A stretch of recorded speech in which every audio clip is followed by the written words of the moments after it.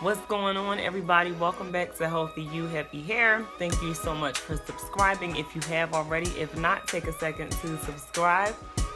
So glad that you decided to join in on this Real Talk. The Real Talk series is all about getting a little deep. This right here is an Herbalife Formula 1 meal bar. So a lot of people sometimes think that Herbalife is all shakes, it's all weight loss. It's really not.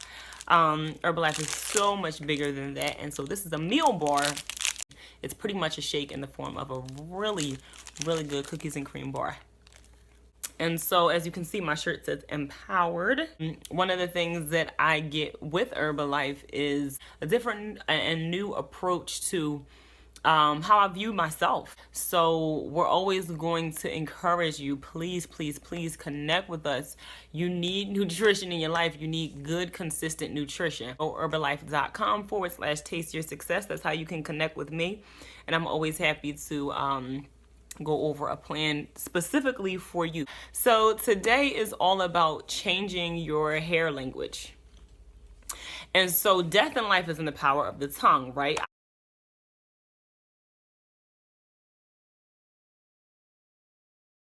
I'm a firm believer that we really speak what we want to see. We speak what we see. We speak and call into existence things that will soon be a manifestation of our lives, right?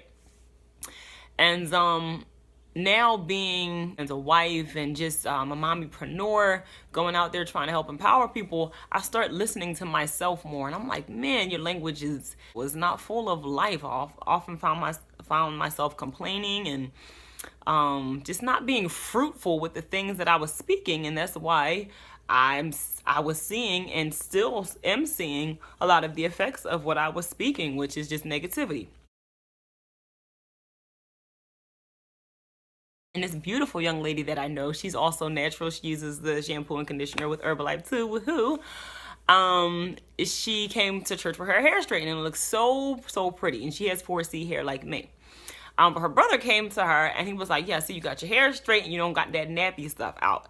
And in my mind, I'm just like, wow, that's how we're kind of programmed to look at straight versus curly hair, or really, really tight curly hair. So I kind of sat back and there were kids around and all that. And I'm like, oh man, this is where it starts. And by the time you hit adulthood, you've already pretty much had everything formed. Your philosophies are what they are unless you actively decide to change them. But it's all of the things that you've been hearing. And now me being a mom, I'm so much more sensitive to that. Like I'll talk to people, I'll hear people talk about their children's hair and it's like, oh, it's just so nappy. Oh, it's just so hard to deal with. And I'm just like, in my mind, I get it. I totally understand. Like, I'm not going to, pretend like I don't get it. Because I'll have days where I'm like, oh my goodness, I just don't know what to do with my hair. And, but I'm like, we have been programmed into thinking that it's bad or that it's not really worthy to be praised until we get it straightened or whatever. And this is really not about straight versus curly hair. This is about how we view and approach, honestly, different things in our lives, period, right? I was thinking, I'm like, now the little girls that are running around, they're just hearing that and it's going into their memory. And so you have little girls coming up that turn into women and it's like, my hair is just not good. And you don't really necessarily connect the dots as to why you formed that philosophy, but it was formed as you were coming up. Nobody just is born and says, oh, my hair is horrible. Nobody goes into life saying, I just want to think my hair is bad. No, it's formed through a lot of times words and just culture and concepts and how people treat you and look at you and different things like that. But you have to be really, really privy and thoughtful about what you're hearing, what you're saying, what you're speaking, what you're letting other people speak into your life, because it's really it's forming what you already think about your hair or what you maybe thought about it in the past. Like I know I just thought my hair just, it wasn't really good until I got it pressed. Ooh, I can't wait to go get it pressed. Can't wait till everybody see my length. Can't wait till everybody see the shine. And it's like, there's nothing wrong with that. But if it's like, oh, finally I got rid of that other nappy stuff. Or, oh my gosh, it's not good until.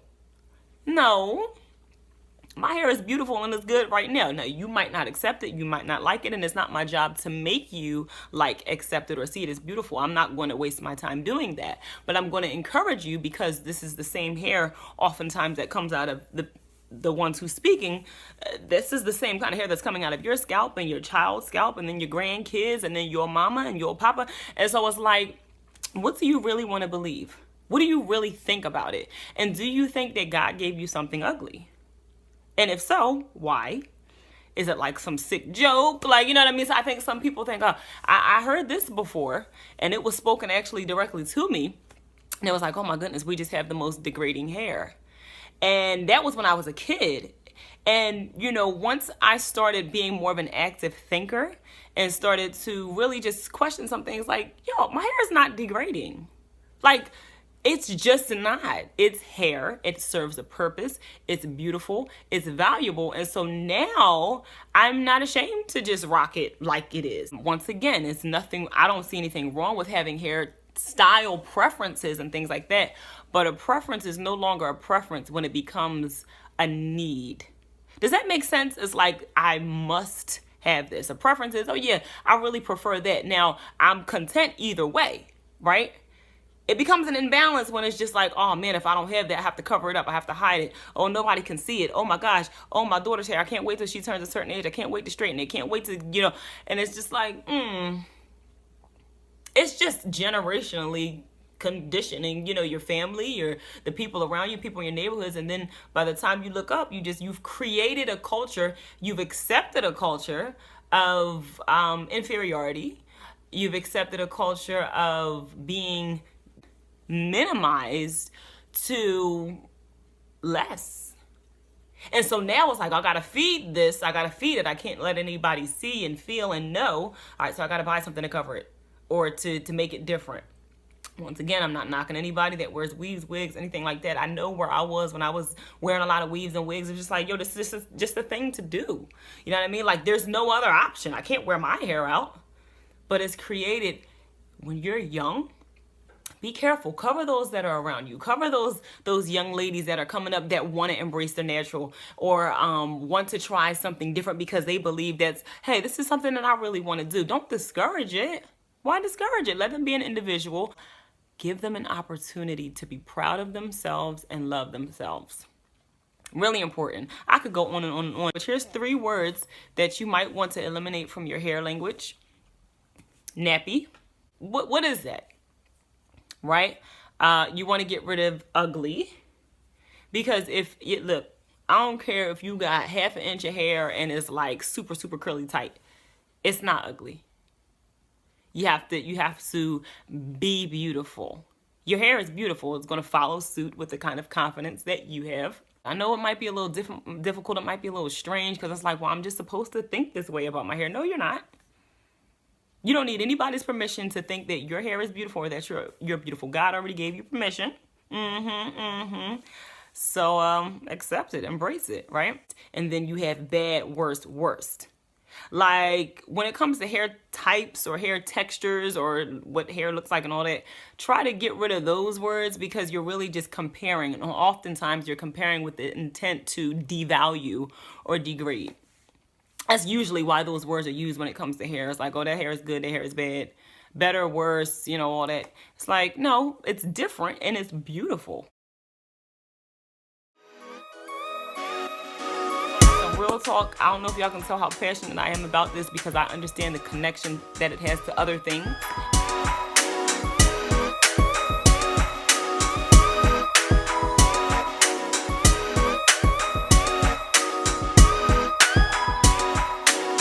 This was your Real Talk with Coach April. Thank you so much for tuning in. Once again, like, comment, share, and subscribe. Can't wait to see you on the next video. Always feel free to leave some feedback. You guys be blessed. Take care. Connect with me on my website. Once again, goherbalife.com/taste your success. And I would love to coach you. And that's it, y'all. I'm going to go ahead and get back to my meal bar.